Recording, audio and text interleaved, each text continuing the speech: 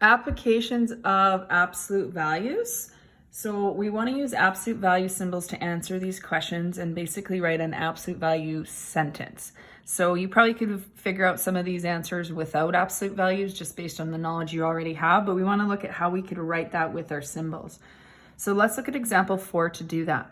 On a stock market, individual stock and bond values fluctuate a great deal, especially when the markets are volatile. A particular stock on the Toronto Stock Exchange opened the month at $13.55 per share, dropped to $12.70, increased to $14.05, and closed the month of $13.85.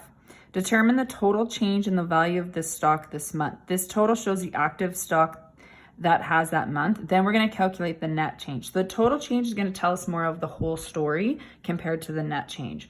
So for total change, you can think about it like this formula right here. Total change, you're always going to take your second term minus your first term in absolute value brackets, add it to the third term minus the second, plus, and you keep going, term 4 minus term 3, however many terms you have. So let's look at that. So the absolute value brackets must be there. So I'm going to basically want to know the difference in the first month. So I'm going to take what it ended at in the end of the first month. So 1270 minus 1350. So we're going to do 1270 minus 55 rather. Close the brackets. Then I'm going to add that to the difference in the next month. So 1405 minus 1270. So 14.05 minus 1270 plus, then I'm going to take in the third month, 1385 minus 1405. So I want to know the difference, but I want to see the positive and negative signs within there. So you're going to subtract this, you're going to get negative 0.85. So there was a loss that month. So this negative tells me that. Plus, subtract that, or sorry, add that rather. Subtract that, you're going to get a positive number, is what I was trying to say there. So you're going to get positive 1.35 in the absolute value brackets. And here when you subtract, excuse me, you're going to get negative 20 cents. So this tells a story that it went down to the first month, up the second month, down the third. So it tells a little more of the story when you see the absolute brackets. Now to evaluate the total change, you're going to take them out of the bracket. So you see that it changed by 85 cents the first month, changed by 135 the second month, and it changed by 20 cents the last month.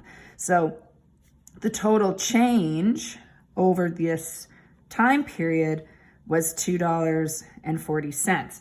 But that doesn't, without the work, necessarily tell me the whole story that 2 out of the 3 months I was actually down in my stocks and not up. Let's look at net change. Net change is always going to be in absolute value brackets as well. Your final amount minus your initial amount. So it's just, what do we have in the end? What is the difference? So our final number was 1385 in brackets here. And your starting amount was 1355. So in the brackets, once you subtract that, it's positive 30. So this is going to be, whoops, sorry about that. The camera moved on me there, is 30 cents. So over that time period, I'm still up 30 cents, but it doesn't tell the story like the total change. And I still want the absolute value brackets here so that it shows me this was a positive, because when I take it out, I mean, I could still have a net change of a loss, and I'm just talking about the change.